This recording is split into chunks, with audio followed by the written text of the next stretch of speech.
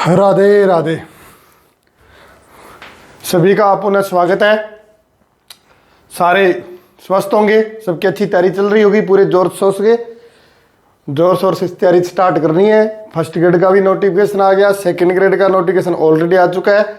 अब जिसमें अपने को पहले दिन ही बोला था, जिसमें अपने को जाना है, दो रास्ते हैं, दोनों में कौन सा रास्ता अपने को चुनना है उस पर अपने को फोकस पहले से रखना है। फिर मेरे को इसी रास्ते जाना चाहिए। दूसरा रास्ता कैसा ही हो, चाहे सीधा हो, टेढ़ा हो, ऊपर नीचे कैसे ही हो, अपना जो पहले एक रास्ता चुन लिया उसी रास्ते पर भी कंटिन्यू रखना है। इसी कंटिन्यू की तैयारी को करते हुए अपने ग्रुप थ्योरी अपनी कंप्लीट हो गई थी और उसकी पीडीएफ टेलीग्राम पर मैंने लिंक पर भेज दी गई है। उसमें आप ग्रुप थ्योरी के क्वेश्चन सोल्व कर सकते हो। कोई प्रॉब्लम होती है तो उस प्रॉब्लम से रिलेटेड आप क्वेश्चन पुटअप कर सकते हो, पूछ सकते हो। अब देखिए आगे वाला अपना दूसरा जो बुक है, दूसरी टॉपिक है ग्रेजुएशन का, वो अपने आज स्टार्ट करेंगे कैलकुलस। क्या स्टार्ट करेंगे? कैलकुलस। कैलकुलस इजी सा है। इसके अंदर दो तीन इसके अवकलन के चैप्टर होंगे और दो तीन इसके क्या होंगे, उसके इंटीग्रेशन के चैप्टर होंगे। तो सबसे पहले अपने इस कैलकुलेशन के अंदर मैं टॉपिक के वाइज ही चल रहा हूँ सेकंड ग्रेड सिलेबस के अकॉर्डिंग। अब इसमें अंदर सबसे पहले अपना आज टॉपिक पढ़ेंगे कैलकुलेशन के अंदर पार्शियल। क्या पढ़ेंगे? पार्शियल। हाँ, क्या पढ़ेंगे? पार्शियल डिफरेंशियल पढ़ेंगे अपने। क्या पढ़ेंगे? Partial differentiation. पार्शियल डिफरेंशिएशन यानी आंशिक अवकलन। क्या पढ़ेंगे? आंशिक अवकलन। तो सबसे पहले अपन इसके अंदर पढ़ते हैं आंशिक अवकलन गुणांक की बात करते हैं। क्या करते हैं? पार्शियल डिफरेंशिएशन कोएफिशिएंट की बात करते हैं। यानी आंशिक अवकलन गुणांक क्या होता है? तो आंशिक अवकलन गुणांक यदि अपने पास देखो कि अपने पास कोई भी एक फंक्शन डिफाइन है एफ ऑफ एक्स, यानी एक फंक्शन है जो कितनी वेरिएबल में डिफाइन है? दो वेरिएबल में डिफाइन है। दो वेरिएबल में डिफाइन है। अब अगर अपन इसका करते हैं तो del f over del x, कई इसको करली एफ अपॉन करली एक्स बोलते हैं, कई del f upon del x बोलते हैं। यानी इस एफ का एक्स के सापेक्ष क्या करना है? आंशिक अवकलन करना है, यानी पार्शियल डिफरेंशिएशन करना है। तो इसके अंदर क्या होता है कि इसका अवकलन गुणांक इसको डेल अपॉन डेल एक्स लिखते हैं और यहां पर इसको अपने ऐसे भी कर सकते हैं। कैसे कर सकते हैं? देखो क्या लिमिट है डाल के delta x tends to zero f of x plus delta x minus f of x y divided by delta x. ये इस एफ का एक्स के विद रिस्पेक्ट टू क्या आ गया? आंशिक अवकलन आ गया। इसमें किस में परिवर्तन हो रहा है? देखो एक्स में परिवर्तन किया है, एक्स में परिवर्तन किया तो ये किसके विद रिस्पेक्ट हो गया? Del f upon del x. इसी तरह अपन del f upon del y भी निकाल सकते हैं। डेल एफ अपॉन यानी अब की बार वाई के अंदर परिवर्तन कर दे, इनको क्या बोलते हैं? आंशिक अवकलन गुणांक बोलते हैं। ये नॉर्मल सी बात है, सबको पता है कि del f upon del x क्या होता है? Del f upon del y, f का वाई के विद रिस्पेक्ट टू करना, del square upon del x square, यानी एफ फंक्शन है उसका एक्स के विद रिस्पेक्ट टू दो बार क्या करना? आंशिक अवकलन करना। क्या करना? आंशिक अवकलन करना। इसी तरह जैसे अपने पास ये डेल अपॉन डेल वाई है और यहां पर अपने क्या लिखते हैं कि डेल अपॉन डेल वाई का डेल अपॉन डेल एक्स के विद रिस्पेक्ट टू करना है, तो ये क्या बन जाएगा? Del square upon del x del y. अगर फंक्शन आपके पास जो फंक्शन दे रखा है, अगर वो फंक्शन क्या हो, दो वेरिएबल के अंदर डिफाइन है, यहां तक होगी क्लियर बात। यानी अपने पास हाँ, ये जो बता रहा था वो देखो, अगर आपके पास जो फंक्शन है वो क्या हो, इसका ये जो अवकलन है ये क्या हो? सतत हो। क्या हो? सतत यानी कंटिन्यूस हो। तो del square f upon del x y del y और डेल स्क्वायर एफ अपॉन में डेल वाई और डेल एक्स दोनों क्या होते हैं? इक्वल होते हैं। इसका मतलब है पहले वाई के विद रिस्पेक्ट टू करना है, फिर एक्स के विद रिस्पेक्ट टू करना है। इसका मतलब पहले एक्स के विद रिस्पेक्ट टू करेंगे, जो आंसर आएगा उसका वाई के विद रिस्पेक्ट टू करेंगे। ये प्रॉपर्टी आपको तब ध्यान रखना है कि जब आपके पास जो फंक्शन दे रखा है वो क्या हो, इसके क्या हो? आंशिक अवकलज क्या हो? सतत हो। आंशिक अवकलज उसके क्या हो? आंशिक अवकलज अगर उसके सतत हो तो del square f upon del x del y, ये जो मैंने लिखा है ये दोनों क्या होंगे? इक्वल होंगे। कोई पूछने वाला नहीं है एग्जाम तक, यहां तक कोई क्वेश्चन पूछने वाला नहीं है, लेकिन ये बेसिक बातें थोड़ी बहुत जाना जो सबको पता है, बेस नॉर्मल बातें थी। यानी डेल अपॉन डेल एक्स होता क्या है, ये इसका अवकलन गुणांक को कैसे लिखते हैं, यानी इसको कैसे रिप्रेजेंट करते हैं? तो del upon del x limit delta x tends to zero, x के विद रिस्पेक्ट टू कर रहे हैं तो एक्स में चेंज होगा, वाई के विद रिस्पेक्ट टू करेंगे तो यहां पर क्या आ जाएगा? वाई के विद रिस्पेक्ट टू चेंज आएगा। अब यहां पर अपने को क्या ध्यान रखना है कि ये दो बार ये ध्यान रखना है, del square upon del x y और del square upon del y x, ये दोनों क्या होते हैं जब इनके आंशिक अवकलज, यानी del upon del x del upon del y, ये दोनों क्या हो? आंशिक अवकलज इनके क्या होने चाहिए? सतत यानी कंटिन्यूस होने चाहिए। अगर इनके आंशिक अवकलज क्या है? कंटिन्यूस है, तो उन दोनों के ये दोनों क्या आएंगे? इक्वल आएंगे। अब देखो इस पर अपने क्या करते हैं? प्रॉब्लम लेते हैं। यानी देखो इस पर दो टाइप के क्वेश्चन पूछे जाएंगे। पहली टाइप में तो देखो कोई क्वेश्चन है, हो सकता है कि वहां पर आपको सीधा क्वेश्चन पूछ ले तो उसके अंदर आपको 1-2 मिनट लगे और मेहनत करनी पड़ जाए। जैसे एक क्वेश्चन देखो, इसका इंपॉर्टेंट क्वेश्चन है, जैसे मैं लिखता हूं इसका क्वेश्चन, जैसे x की पावर x, y की पावर y, z की power z equal to c, x equal to y equal to z, ये आपको गिवन है। तो अपने को क्या फाइंड करना है, del square z over del x del y find करना है। इसका आंसर आना चाहिए -1 over x log e x, -1 over log e of x। ये अपने को क्या करना है, फाइंड आउट करना है। ये अपने को क्या गिवन है, del square z over del x y। अब इस तरह का आपके क्वेश्चन कोई भी पूछा जा सकता है। अब यहाँ पर तो मैंने del square z over del x y एक क्वेश्चन लिखा है, इंपॉर्टेंट क्वेश्चन है, वो इसलिए मैं करवा रहा हूँ आपको कि यहाँ पर हो सकता है कि x के विद रिस्पेक्ट टू पूछ ले, 2 बार x के विद रिस्पेक्ट टू पूछ ले, 1 बार y के विद रिस्पेक्ट टू पूछ ले। तो इनके एक आधे क्वेश्चन की आप प्रैक्टिस करना, लेकिन एग्जाम के अकॉर्डिंग ये इंपॉर्टेंट नहीं है। जो इंपॉर्टेंट चीज है मैं अभी बताऊंगा आपको। तो अब देखो आपके पास ये फंक्शन डिफाइन है, ये फंक्शन डिफाइन है और ये कह रहा है कि इसकी वैल्यू ये होगी कब, जब तीनों इक्वल हो, x y z तीनों क्या हो, इक्वल हो। तो इसको अपने को क्या करना है, प्रूफ करना है। तो देखिए इसको प्रूफ करते हैं हमने। अब इसको प्रूफ करते हैं तो देखिए आप कि दोनों साइड इसका क्या ले लो, लॉग ले लो। दोनों साइड क्या ले लेते हैं, लॉग लेंगे। तो पहले लॉग के दोनों साथ प्रॉपर्टी डाल रहा हूं, तो इसका आंसर आ जाएगा x log x plus y log y और plus z log z equal to क्या बन गया, log c। Equation number first, दोनों side taking logarithm both side, then ये अपने पास ये बन जाएगा रिजल्ट। ठीक है यहां तक, हाँ जी। अब आगे देखिए आप, अब आप क्या करो, इसका क्या करेंगे, x के विद रिस्पेक्ट टू क्या करेंगे, आंशिक अवकलन करेंगे। यानी y है उसको अचर मानते हुए, y को कांस्टेंट मानते हुए x के विद रिस्पेक्ट टू क्या करते हैं, आंशिक अवकलन करते हैं। देखना जी आप, क्या फर्स्ट मल्टीप्लाई रूल लगा, first as it is, second का 1/x plus log x as it is, और x का कितना हो जाएगा 1।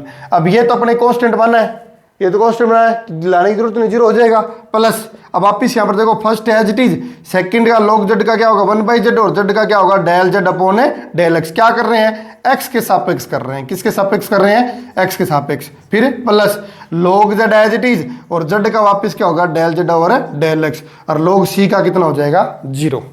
क्लियर इतनी बात। ये आपके पास फंक्शन बन गया था एक तरह। इसके अंदर एक y को अचर मानते हुए x के सापेक्ष क्या कर रहे हैं, आंशिक अवकलन कर रहे हैं, आंशिक अवकलन कर रहे हैं। तो यहाँ पर मल्टीप्लाई रूल लग गया, यहाँ पर मल्टीप्लाई, z का फंक्शन है, x के रिस्पेक्ट कर रहे हैं, तो del z over del x आएगा। अब देखिए x कैंसिल हो गया, ये बन गया अपना 1 प्लस log x, और आगे क्या बन गया, ये डेल और डेल z x कॉमन आ जाएगा, तो 1 प्लस log z, और ये बन गया del z over del x equal to क्या बन गया 0। तो यहाँ से del z over del x की वैल्यू बताओ कितनी आ गई, -1 over 1 plus log x divided by 1 plus में log z। ठीक है यहां तक, ये किसकी बात की, del z over del x की वैल्यू आ गई। अब इसी तरह इसके अंदर देखो, मैं इसको रफ करता हूं, सिमिलरली करके आप लिख सकते हो। देखो यहां पर अगर अपने इसका अब की बार क्या करें, x को कांस्टेंट मानते हुए y के विद रिस्पेक्ट टू करें, तो इसी से ये लाइन डायरेक्ट लिख सकते हो आप, क्या del z over del y का आंसर आएगा sir -1 over 1 plus log x divided by 1 plus में log z। ओके, हाँ ये कैलकुलेशन वाला क्वेश्चन है, भी कैलकुलेशन के अंदर हो सकता है इस तरह का क्वेश्चन पूछ लिया आया हुआ है क्वेश्चन। तो यह आपके पास है del z over del x आ गया, del z over del y आ गया। क्लियर है इतनी बात, हाँ जी इतनी क्लियर है। अब आप देखो ये क्या कह रहा है, इसका मतलब ही क्या है, ये ना कि इसको आप ऐसे भी लिख सकते हो, del over del x del z over del y, इसका मतलब यही तो है। तो पहले डेल z और डेल y निकाल रखा है, उसका किसके विद रिस्पेक्ट टू करना है, हाँ x के विद रिस्पेक्ट टू करना है। तब यहां से कर देना, del z over del y तो पड़ा है, तो डेल स्क्वायर z ओवर क्या निकाल लेंगे, डेल x डेल y। तो इसका किसके विद रिस्पेक्ट टू करना है, x के विद रिस्पेक्ट टू करना है। तो इसके अंदर क्या लगा देना, डिवाइड रूल लगा देना। क्या लगा देना, डिवाइड रूल लगाएंगे। डिवाइड रूल लगाएंगे तो सबको पता है इसका क्या आंसर आएगा। अपने क्या कर रहे हैं, किसके विद रिस्पेक्ट टू कर रहे हैं, x के विद रिस्पेक्ट टू कर रहे हैं, किसके विद रिस्पेक्ट टू कर रहे हैं, x के विद रिस्पेक्ट टू कर। डिवाइड रूल लगाओ तो डिवाइड लगा दो सीधा, इसको 1 फर्स्ट मान लो और इसको 1 को सेकंड मान लो, कैसे कर लो। तो इसका लगाएंगे तो देखो क्या बनेगा, 1 प्लस log z का होल स्क्वायर, फिर क्या बनेगा 1 plus log z as it is, x के विद रिस्पेक्ट टू कर रहे हैं तो log x का क्या आ जाएगा, माइनस का 1/x, माइनस का 1/x आ जाएगा। यहां तक ठीक है। फिर आगे क्या आएगा, माइनस माइनस क्या हो जाएगा प्लस, 1 प्लस क्या बन जाएगा log x, और इसका करेंगे किसका, 1 प्लस log z का करेंगे तो log z का कितना हो जाएगा 1/z, और z का क्या होगा del z over del x। अब इनके अंदर वैल्यू पुट कर दो, तो ये क्या बन जाएगा आपके पास -1 प्लस log z और इंटू कितना है 1/x plus 1 plus log x into 1/z। अब आपको यहां पर क्या मिल गया, डेल z और डेल x मिल गया, तो डेल z और डेल x की वैल्यू पुट कर दो, -1 प्लस log x और 1 प्लस में log z। ये डेल z और डेल x की वैल्यू पुट कर दी। डिवाइड में अपने पास क्या है 1 प्लस log z की होल स्क्वायर। अब एक्स वाई जेड तीनों को क्या कर दो, इक्वल कर दो। एक्स वाई जेड तीनों को इक्वल करो तो ये क्या हो जाएंगे आपके, कैंसिल आउट होगी, तो आपका ये क्या बन जाएगा, फाइनल आंसर ये बन जाएगा क्या, -1 ओवर एक्स log EX। क्या बन जाएगा x, यानी ये ऐसे भी आ सकता है, इसका आंसर है इस तरह भी लिखा आ सकता है क्या, -1 ओवर x। यहाँ पर log की प्रॉपर्टी डालेंगे तो इसको ऐसे लिख सकते हैं log E प्लस में log x। तो ये क्या बन गया -1 ओवर x, log E की वैल्यू 1 प्लस में क्या बन गया log x। ऐसे भी बन सकता है, ये यहाँ से ये रिजल्ट आएगा। log z की जगह क्या रख देंगे, x रख देंगे तो एक टर्म कैंसिल हो जाएगी, एक पावर बचेगी, इसको सोल्व कर लेना, ये आंसर आएगा। तो लेकिन आप कहने का मतलब ये है, इस तरह आपको कोई भी क्वेश्चन मिल सकता है तो वहां पर आप सोल्व कर सकते हो। नॉर्मल सी कैलकुलेशन है, डिफरेंशिएशन करना सबको आता है ये, लेकिन अब आपको मैं ये सलाह दूंगा कि इस क्वेश्चन के लिए, अगर ये जो क्वेश्चन है पर्टिकुलर क्वेश्चन है, इस क्वेश्चन का आपको क्या करना है, आंसर क्या करना है, याद कर लेना। आपको सर मैथ में याद करते हैं, बिल्कुल मैथ के अंदर जो इंपॉर्टेंट क्वेश्चन लग रहा है इसकी कैलकुलेशन बहुत बढ़िया है, एग्जाम में अंदर आ सकता है, तो उसका रट्टा मार लो, आंसर मार लो। अब ये अगर एग्जाम में क्वेश्चन आता है तो देख के इसके कूद पड़ जाना सीधा का, इसका आंसर आएगा -1/x log EX, या फिर इसका ऐसे भी हो सकता है, कैसे आए, तो इस तरह इसके क्वेश्चन को क्या कर लेना, इसका आंसर याद कर लेना। ये वो करने हैं जिनके आपको क्वेश्चन क्या लगे, सारे के आंसर इम्पॉसिबल है, सारे याद नहीं कर सकते हो, मेथड आने आना चाहिए, मेथड इसका अपने को आता है, लेकिन इसका आंसर अपने इसलिए याद कर रहे हैं कि क्वेश्चन इंपॉर्टेंट है, साथ में इसकी कैलकुलेशन करें तो टाइम लगेगा।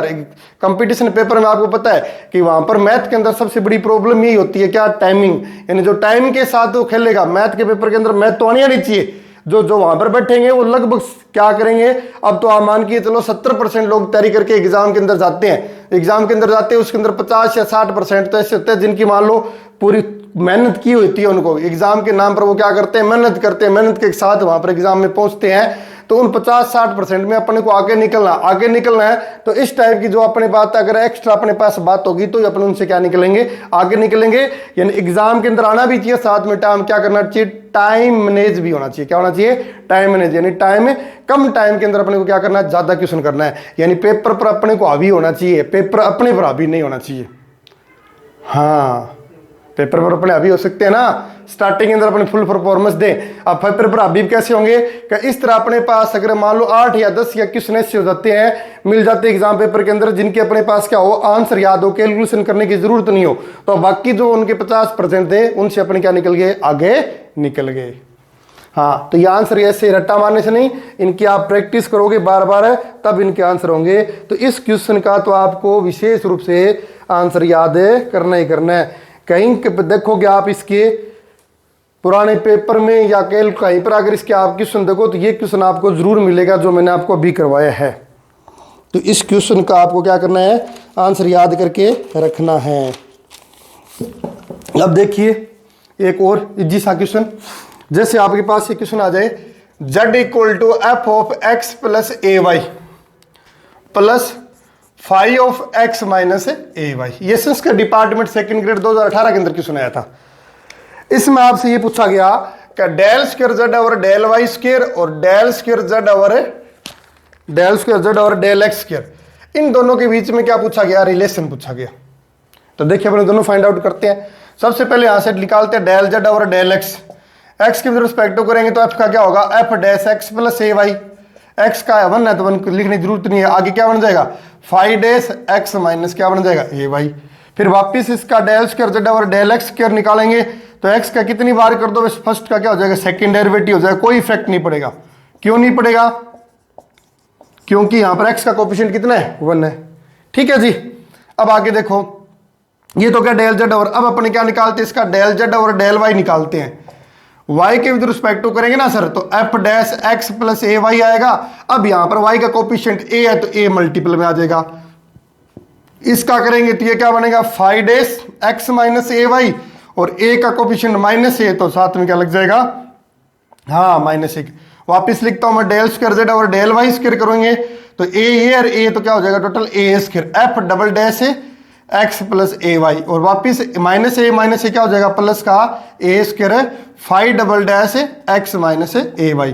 तो दोनों में क्या कॉमन आ गया, a स्क्वायर कॉमन आ गया, f double dash x plus a y और प्लस में 5 double dash x minus a y. अब आप ये देखोगे तो ये चीज सेम बन गई, सेम बन गई। तो इन दोनों के बीच में क्या रिलेशन हुआ, क्या जो x स्क्वायर का कोफिशिएंट है ये यहाँ पर बन गया, देखो क्या बन गया यहाँ पर, देखो डेल स्क्वायर z और डेल वाई स्क्वायर तो पड़ा ही है, ये क्या है यहाँ पर a स्क्वायर और ये वापस क्या बन गया, यही तो बन गया ना, हाँ ये बन गया जी, ये बन गया। तो ये क्या बनेगा, डेल स्क्वायर z और क्या बन गया del x square, del square z और डेल एक्स। कुछ नहीं किया, पहले x के रिस्पेक्टिव किया, फिर डबल इसका डबल डेरिवेटिव कर दिया, इसी का पहले y फिर डबल y किया, तो y करते हैं तो a स्क्वायर बाहर निकल जाता है, अंदर वापिस x वाला बन जाता है। तो ये दोनों के बीच में क्या बन गया, रिलेशन बन गया। ये आपका आंसर था, ये घुमा के 4 ऑप्शन दिए रखे थे, इस पर ये क्वेश्चन पूछा था। इस तरह आपको इस टॉपिक से यानी ओनली आंशिक का अवकलन यानी पार्शियल डेरिवेटिव पर ओनली सिंपल क्वेश्चन पूछे जा सकते हैं,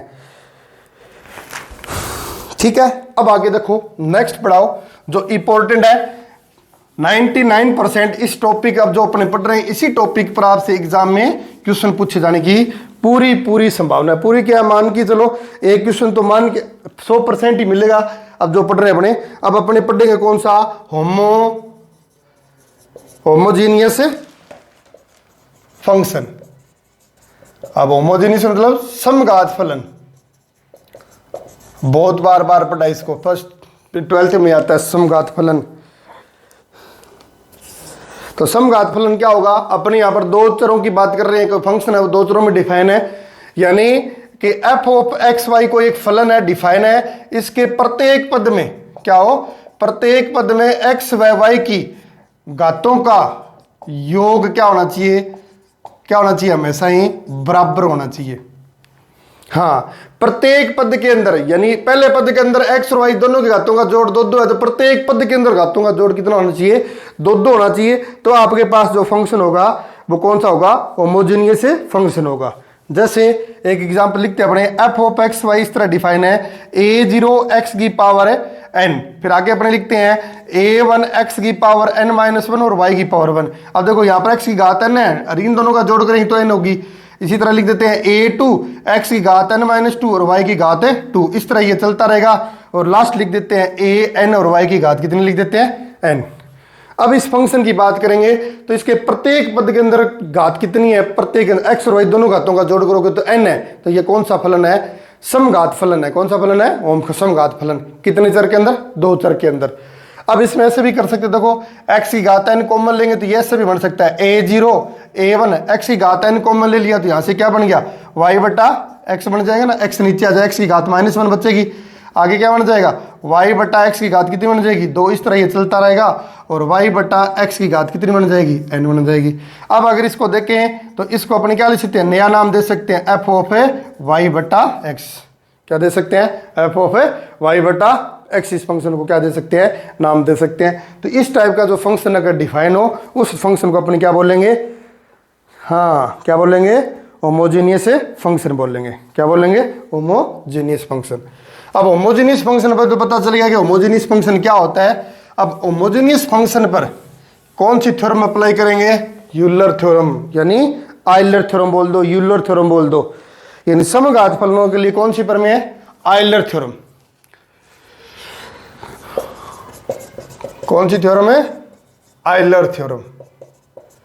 अब आयलर प्रमेय किस पर लगती है, पहली बात है जो फलन है वो कौन सा होना चाहिए, हाँ कौन सा फलन होना चाहिए, समघात फलन होना चाहिए। समघात फलन है तो उसके अंदर क्या लगा सकते हो आप, आयलर थ्योरम लगा सकते हो। कौन सी थ्योरम लगा सकते हो, आयलर थ्योरम लगा सकते हो। तो आयलर थ्योरम क्या कहती है कि z इक्वल टू, मान लो आपके पास कोई फंक्शन डिफाइन है f ऑफ एक्स वाई, कितने चर में, 2 चर में डिफाइन है और इनकी घातों का योग कितना है, n है। x और y की तरह है, उनकी घातों का योग कितना है, मान लेते हैं कि कितनी घात का, n घात का क्या है, n घात का समघात का एक है फलन है, n घात का समघात फलन है, तब आयलर थ्योरम ये कहती है, आयलर थ्योरम का स्टेटमेंट ये कहता है आपका, क्या कहता है कि x del z over del x plus y del z over del y equal to n।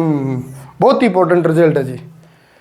हाँ, अच्छी तरह इसको ध्यान रखना, x del z over del x plus y del over z over del y equal to n। अब z के पास given का function वो क्या लग जाएगा साथ में n z, या आपके पास क्या होगा आयलर फंक्शन होगा। कौन सा फंक्शन है? आयलर थ्योरम है। आपकी आयलर थ्योरम का स्टेटमेंट है ये, जो आपको अच्छी तरह ध्यान रखना है। क्या आंसर आएगा इसके अंदर? क्या आंसर आएगा? x del z। वैसे इसको प्रूव कर सकते हैं, डेल z और डेल x निकालेंगे, डेल z और डेल y निकालेंगे, लेकिन अपने को सीधे डायरेक्ट क्वेश्चन पूछेंगे जाएंगे कि x डेल z और del x, y del z और डेल y इक्वल टू क्या होगा? n z होगा। क्या होगा? n z। यहाँ पर जो भी फंक्शन डिफाइन होगा कितने चर में? 2, उसको अपने नोटेशन में लिख देंगे। यह आपने आयलर थ्योरम। अब इसके अंदर एक रिजल्ट तो आपको मैंने ये बता दिया, ये याद रखना है। इसके बाद में एक 2 थ्योरम के लिए आपको क्या रखना है? याद रखना है इन 2 चर वाले सेकंड ऑर्डर के लिए। सेकंड ऑर्डर का मतलब x square del square upon del x square plus में 2xy डेल स्क्वायर अपॉन में del x del y plus में y square del square upon में del y square equal to answer क्या लिखना है? n-1 into F. यह आपको result याद रखना है। यदि एफ है वो कितनी घात का फलन हो? n घात का कौन सा फलन हो? समघात फलन हो, समघात फलन हो। ये आपको रिजल्ट याद रखना है। तो इसके 2 रिजल्ट है मैंने आपको। पहला x यानी एक ऑर्डर का x del z over del x plus y del z over del y equal to n z होता है। दूसरा सेकंड ऑर्डर का x स्क्वायर हो, x के साथ डबल डेरिवेटिव x का, फिर 2xy हो तो xy है तो दोनों होना चाहिए x और y, फिर y स्क्वायर है तो y के विद रिस्पेक्ट 2 बार होना चाहिए। तो इसका आंसर क्या आएगा? n इंटू n-1 इंटू क्या आएगा? f आएगा। n इंटू n-1 इंटू क्या आएगा? f आएगा। अब इन पर देखो कितने क्वेश्चन कर सकते हो आप। एग्जाम के अंदर भरपूर क्वेश्चन मिलेंगे। हर क्वेश्चन बुक के अंदर आप कोई भी क्वेश्चन देखोगे तो इसका हर क्वेश्चन पेपर के अंदर, यानी अब तक जो आरपीएससी के एग्जाम हुए हैं, चाहे सेकंड ग्रेड लो चाहे फर्स्ट ग्रेड लो, इस पर आपको निश्चित रूप से क्वेश्चन मिलेंगे। ठीक है यहां तक? तो ये 2 बातें आपको ध्यान रखनी है। अब मैं इस पर क्वेश्चन करवाता हूं आपको। देखिए पहला क्वेश्चन एक इस पर जैसे ये आ गया कि f x y z equal to 3x square y z plus में 5x square y square z plus में 4z की पावर 4। तो x del f upon del x, y del f upon में del y, z del f upon में del z का answer क्या होगा? ए को लिखता हूं, u equal to log x की 4 प्लस y की 4 divided by x plus y।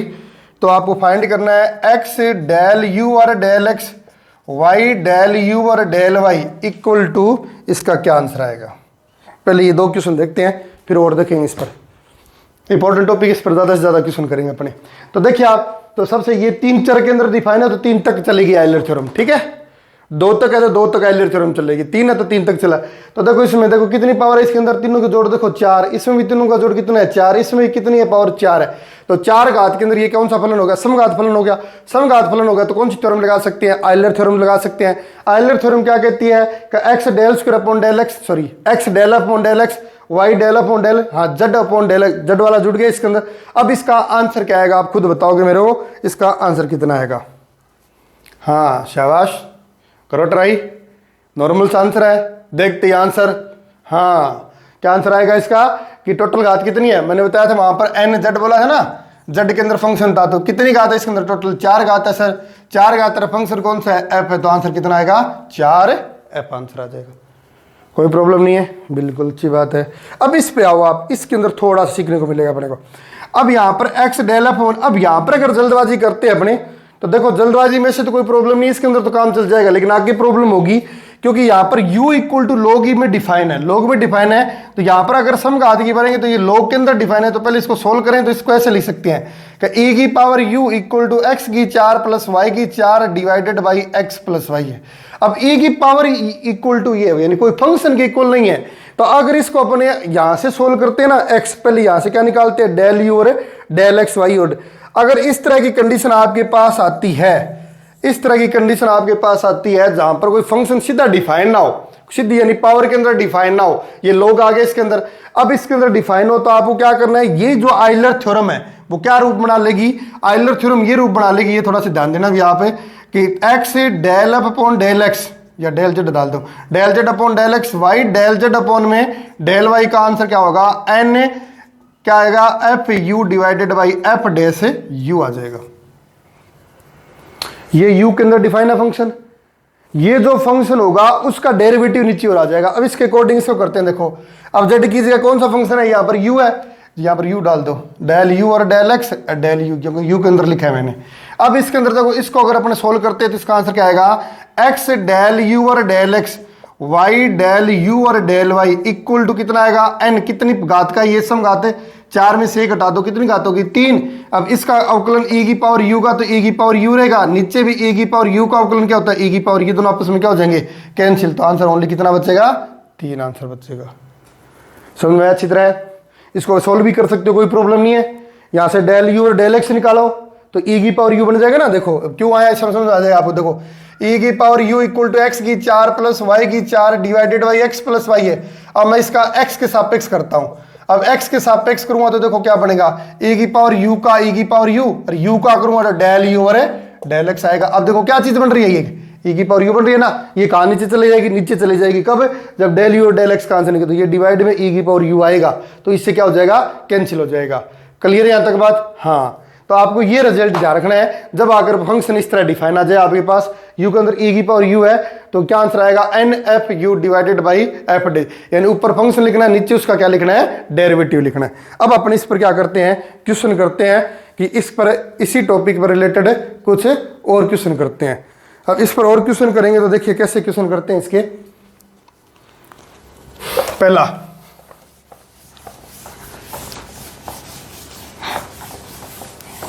ठीक है यहां तक।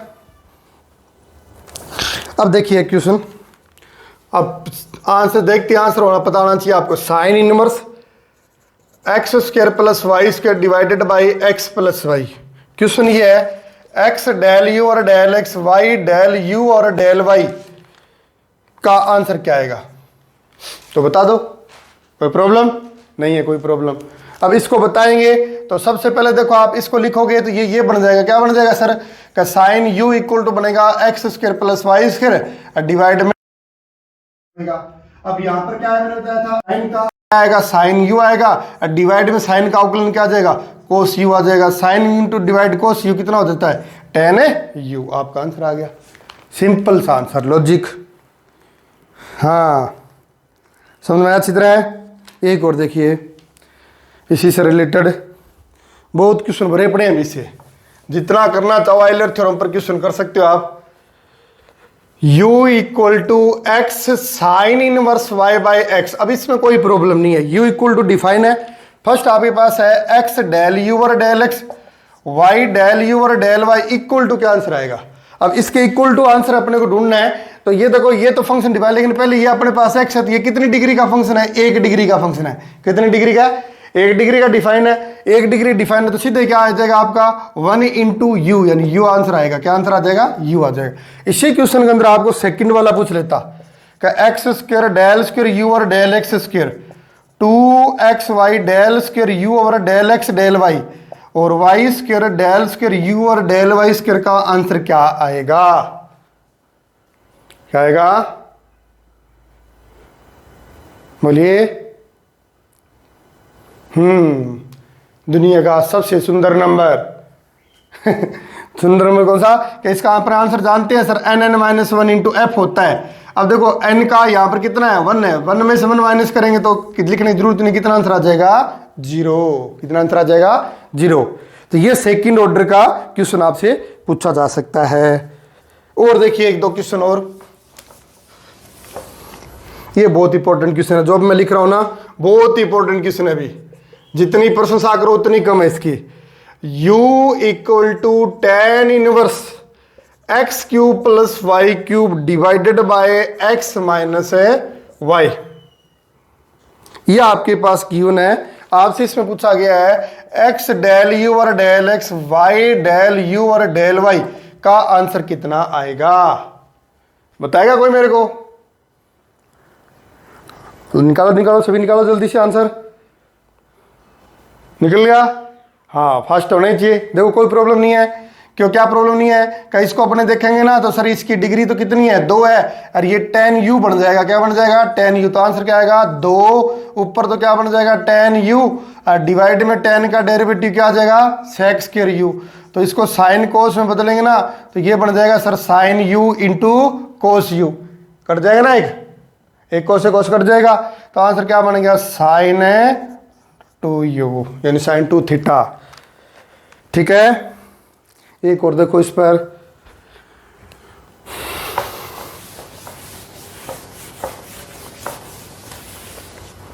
क्या है का u equal to sine inverse x की पावर 1/4 y की पावर 1/4 डिवाइडेड बाय x की पावर 1/5 y की पावर 1/5। अब आपसे ये पूछा गया है x डेल u और del x plus y del u और डेल y का आंसर कितना आएगा? कीजिए शाबाश। हाँ जल्दी आने का आंसर सबसे पहले निकालने की, मेरे को देखते इसका आंसर आ जाना चाहिए, पलक झपटे क्या आना चाहिए, आंसर आना चाहिए। आ गया? बहुत अच्छी बात है। कैलकुलेशन फास्ट होनी चाहिए। 1/4 में से 1/5 माइनस करेंगे तो 1 कितना हो गया? 20। अब यहां से साइन यू इधर आएगा तो ये आएगा 1/20, ऊपर आएगा सर साइन यू और नीचे साइन का अवकलन आ जाएगा। तो आंसर आ गया 1/20 tan u। क्या आ गया? 1/20 tan u। इस तरह आपको क्वेश्चन मिल सकते हैं। तो इस तरह क्वेश्चन मिलेंगे तो निश्चित रूप से आप करोगे एग्जाम के अंदर, कोई प्रॉब्लम नहीं है। आइलर थ्योरम पर और क्वेश्चन अप्लाई करो, सेकंड ऑर्डर वाले भी करो। सेकंड ऑर्डर वाले में लगभग तो वो आएगा जिसकी डिग्री कितनी होगी, 1 होगी, तो 90% तो इसका आंसर कितना बन जाएगा? 0। लेकिन सीधा भी रिटर्न नहीं माना, वहां पर डिग्री 2 भी दे दे, देख लेना अच्छी तरह सेकंड ऑर्डर वालों के लिए। अब देखिए आप इसके बाद में 1-2 फॉर्मूले हैं सिंपल से। देखिए आगे आइलर थ्योरम होने के बाद में अब अपने टॉपिक करेंगे कौन सा, 1-2 छोटी छोटी डेफिनेशन है उनको क्लियर करते हैं, फिर 1-2 एग्जांपल और करेंगे। आइलर के बाद में अब अपना है कौन सा? Composite function. कौन सा? Composite function. कंपोजिट फंक्शन यानी संयुक्त फलन। अगर आपके पास कोई फंक्शन डिफाइन आ जाए, कंपोजिट फंक्शन आ जाता है, तो उसको अपन कैसे टैकल करेंगे? तो कंपोजिट फंक्शन यानी आपके पास कोई भी u एक फंक्शन है जो f(x, y) में डिफाइन है, यानी 2 चर के अंदर डिफाइन है।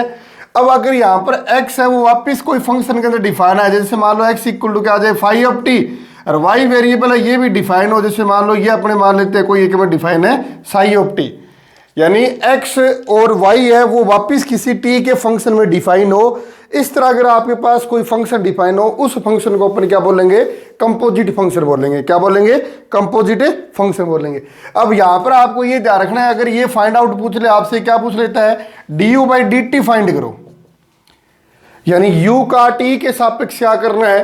हाँ अवकलन करना है। यहां पर u का t के सापेक्ष अवकलन करना है। तो अब इसका अगर अपने फॉर्मूला बनाना चाहें तो इसका फॉर्मूला क्या बनेगा? देखिए आप, अब देखो u जो फंक्शन है वो कितने वेरिएबल में है? 2 वेरिएबल यानी 2 चर के अंदर डिफाइन है। और जो x है वो कितने चर में डिफाइन है? 1 चर में डिफाइन है। वापिस y है वो भी 1 चर में डिफाइन है। तो देखो क्या करेंगे, अगर अपने इस u का अगर अपने करें तो ये 2 चर के अंदर है, 2 चर के अंदर डिफाइन होता है, तो वहां पर हमेशा क्या होता है? पार्शियल होता है। क्या होता है? पार्शियल। एक में होगा तो कोई प्रॉब्लम है नहीं, एक का तो करते ही आ रहे हैं बार बार। तो देखो इसको क्या लिख देंगे? सबसे पहले अपने क्या लिख देंगे कि u का करना है तो सबसे पहले क्या करो? f का कर दो, यानी del f over del x। क्या लिख दो? Del f over del x। हाँ f किसके? यानी u है, तो del u over del x। अब अगर वापस इस पे x पर जाएंगे, x t का, तो यहां पर हो जाएगा dx ओवर dt, फिर plus del u over del y और dy ओवर dt। ये सिंपल सा फॉर्मूला बन जाएगा, जिसको चेन रूल बोलते हैं, श्रृंखला नियम बोलते हैं। वैसे आपको ये ध्यान रखना है कि कंपोजिट फंक्शन क्या होता है। कंपोजिट फंक्शन इस तरह डिफाइन हो तो इस तरह पे इसको टैकल करोगे। ठीक है, ये एक छोटा सा फॉर्मूला है। बाई चांस कोई एग्जाम इससे रिलेटेड या सीधा कोई फॉर्मूला पूछ ले तो इस तरह आप इसका आंसर ध्यान रखोगे। आगे देखो, इस तरह अगर अपने पास 2 चर में डिफाइन फंक्शन आ जाए, जैसे इसी के अंदर आगे देखो नेक्स्ट, अगर यू जो फंक्शन है आपके पास वो क्या डिफाइन है, एफ ऑफ एक्स वाई में डिफाइन है, और यहाँ पर अपने पास जो एक्स है, अब की बार जो x है वो फंक्शन है वो खुद क्या आ जाए, दो में डिफाइन है, जैसे t1 और t2 में, और y है वो भी मान लो किस में आ जाता है, दो में, जैसे 5 मान लेता हूँ इसको, ये क्या आ जाता है t1 और t2 के। यानी अब की बार जो x और y है वो खुद दोनों क्या हो, दो दो चर में डिफाइन हो, कितने चर में, दो दो चर में डिफाइन हो, तो वहां पर क्या करेंगे, फिर अलग अलग निकलेगा, इसका आंसर क्या होगा, अलग अलग होगा। अब अलग अलग कैसे, जैसे अब इसमें सबसे पहले अपनी यहाँ पर डेल यू और डेल t1 निकालना पड़ेगा, यानी u का t1 के विद रिस्पेक्ट टू, फिर डेल u अपॉन में डेल t2 यानी t2 के विद रिस्पेक्ट टू, क्योंकि यहां पर जो फंक्शन है x है वो क्या है, जो t1 और t दोनों के अंदर डिफाइन है, तो इस x का दोनों के होगा, t1 के भी होगा t2 को होगा, तो वो क्या होगा, पार्शियल होगा।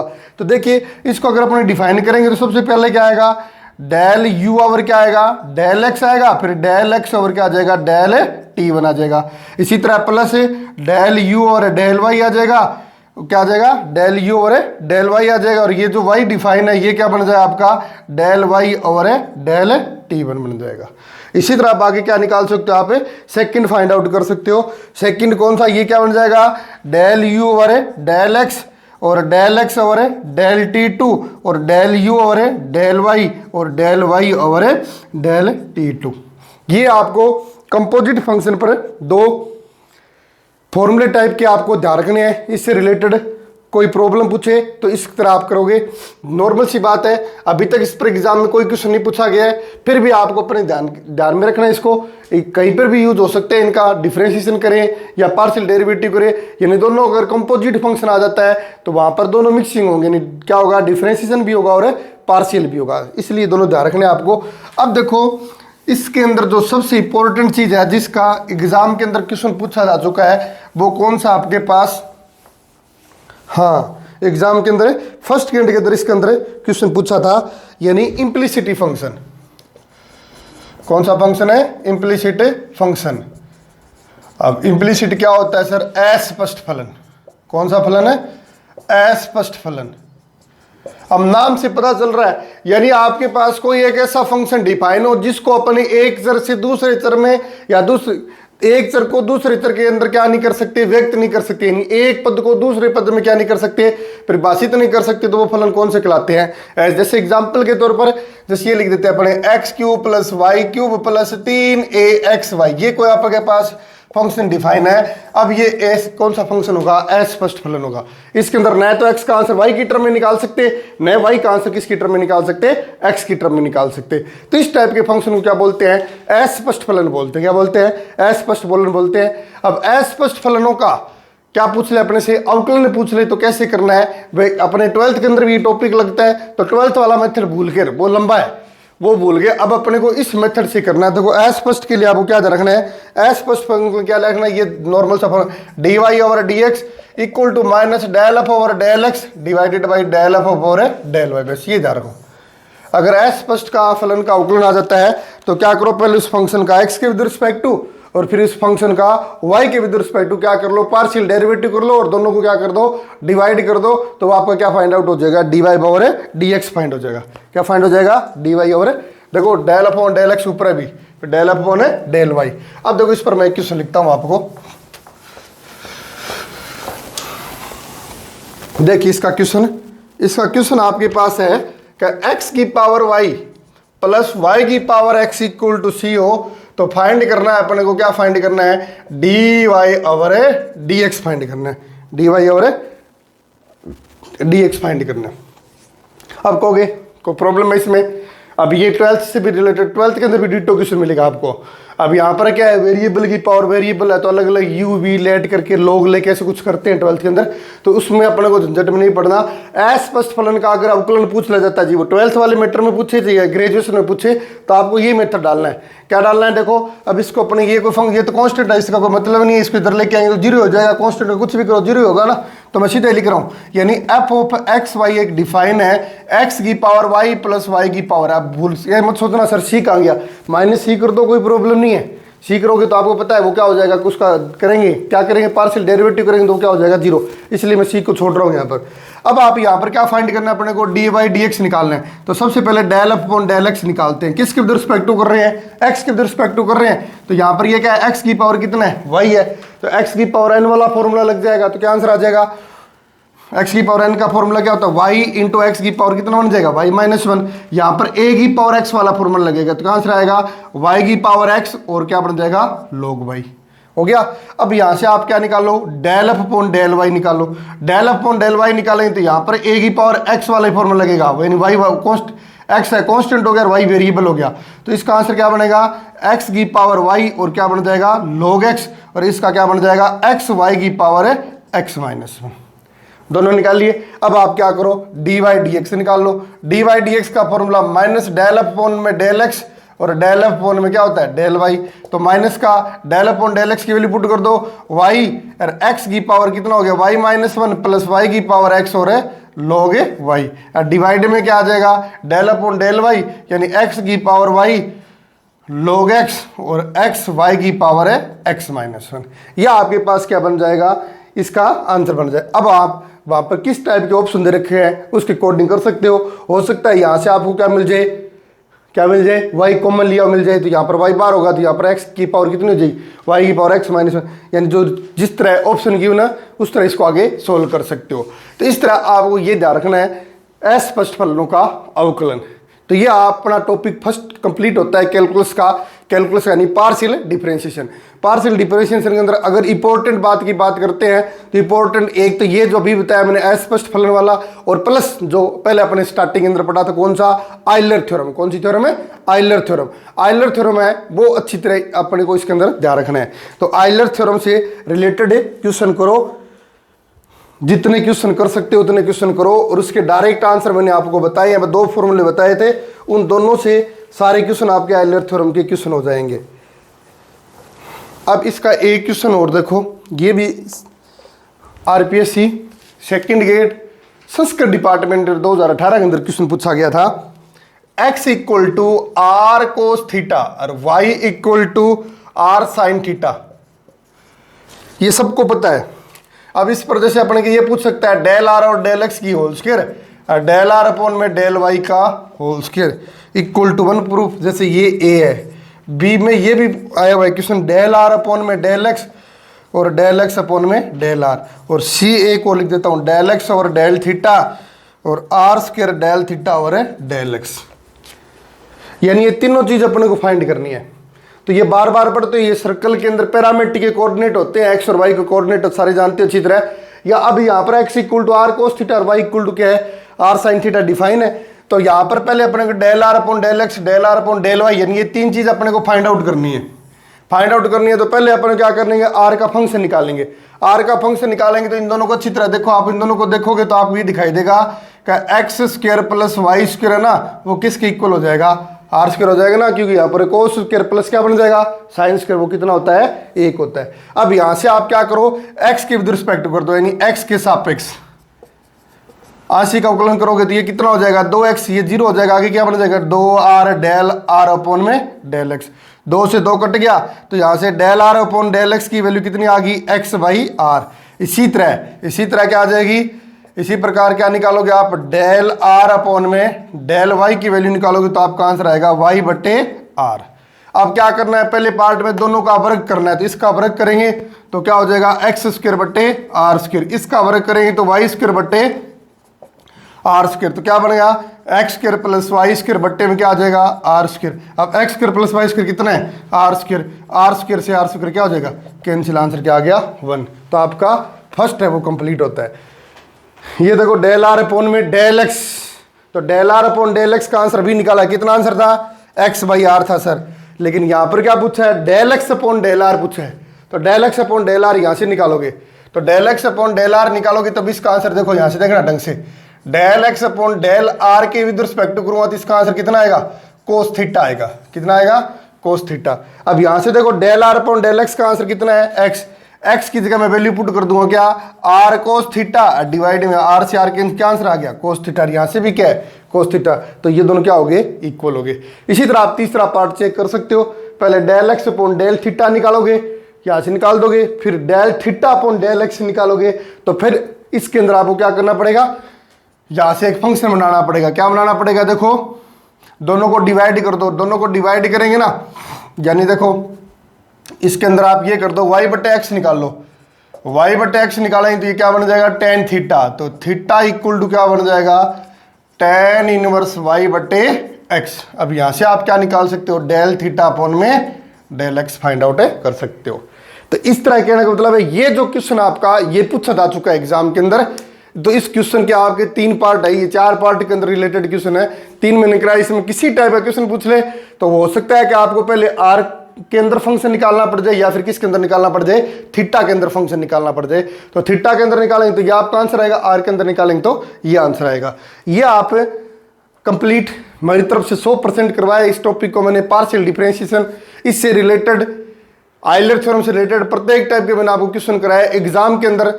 जहां तक मेरा मानना है, जितना मेरा एक्सपीरियंस है, इससे बार पार्शियल डिफरेंशिएशन से क्वेश्चन नहीं पूछा जाएगा, इतना इससे रिलेटेड आप क्वेश्चन प्रॉब्लम करते हो तो सफिशिएंट है। हाँ जी, सफिशिएंट है। आज के लिए नेक्स्ट वीडियो में नए टॉपिक के साथ मिलेंगे, तब तक के लिए जय कृष्ण, जय श्री कृष्णा, राधे राधे।